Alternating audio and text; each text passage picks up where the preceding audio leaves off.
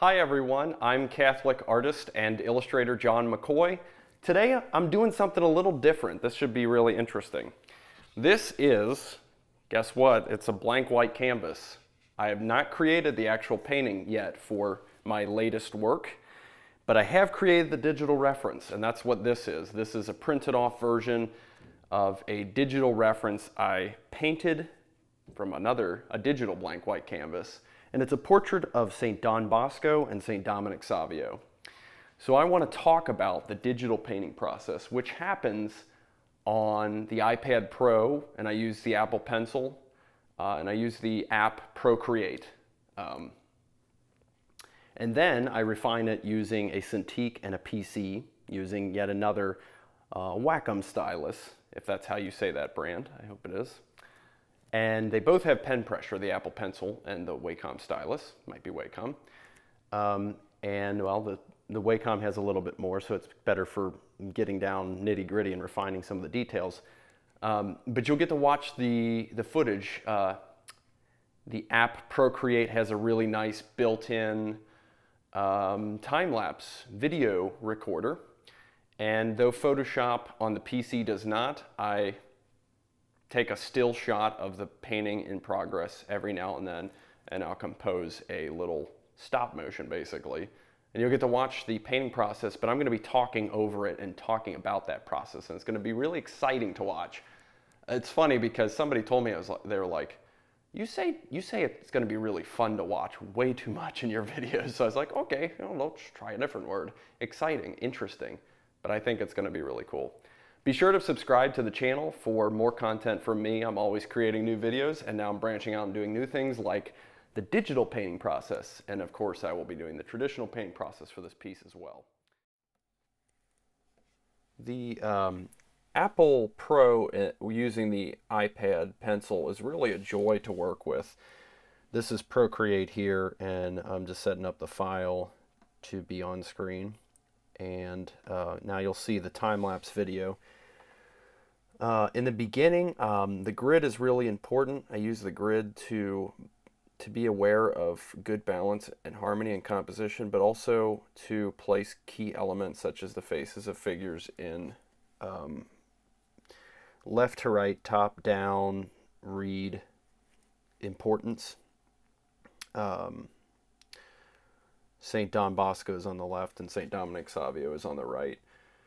And the way I start out with is I start blocking in the figures in their general placement, and then it's a process of refinement. But really the whole process is it's key to believing that one correct statement after the next will eventually lead to a completed painting, which is the same thing. It's the same philosophy I have when I'm traditionally painting as well.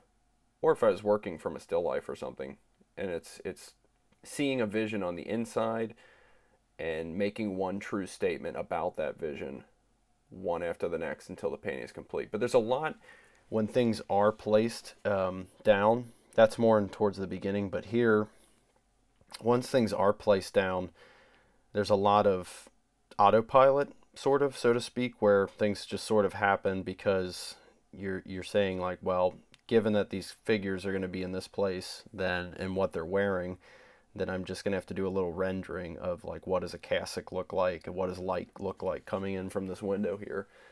But again, always being aware of the grid in the background, and you can see that grid overlaid over the image now.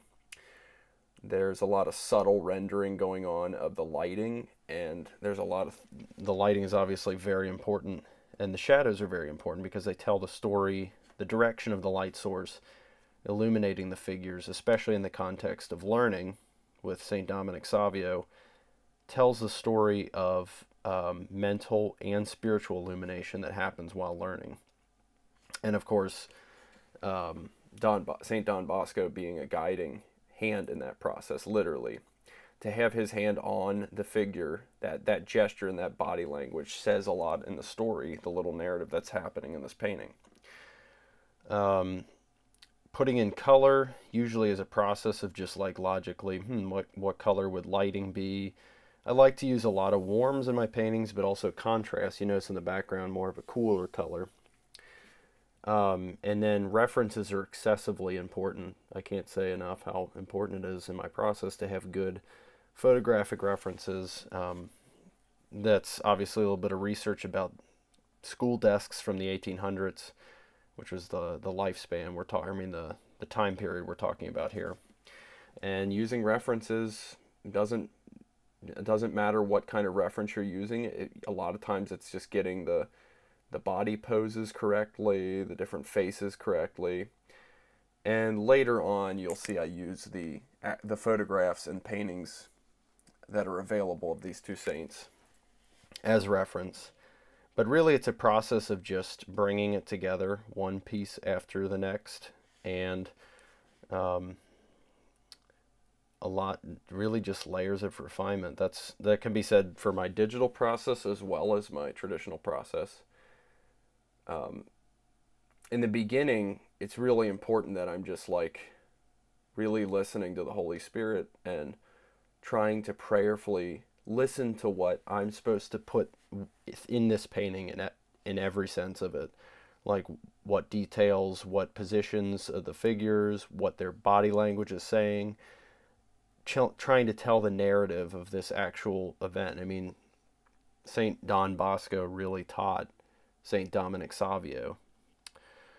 And St. Don Bosco is the patron saint of youth and teaching and so forth. So I chose it as a way of telling that story. Perspective is really important. You see here throwing in a perspective guide to put in another desk in the background. And again, more historic references to just get like the right. And I changed those legs. I changed those pants a lot during the process, but references are really important.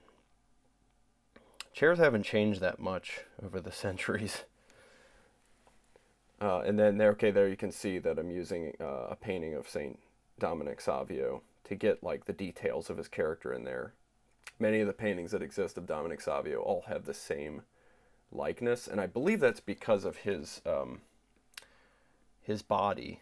They have his body in like a wax coating or something. I may be incorrect about that, but so this is the Cintiq using the PC as I talked about, bringing from, that was the iPad, now it's working in the Cintiq. And this video will go pretty quickly because it's just a sequence of the images that I changed, how I changed the paint transitionally, but the process is really the same. You saw a little bit of it beforehand. The process is exactly the same, it's just the Wacom has a little more pressure sensitivity. So we're going to wrap it up right now, and that's a little bit about my painting process. Hope you enjoyed that. So there's pretty much the final painting.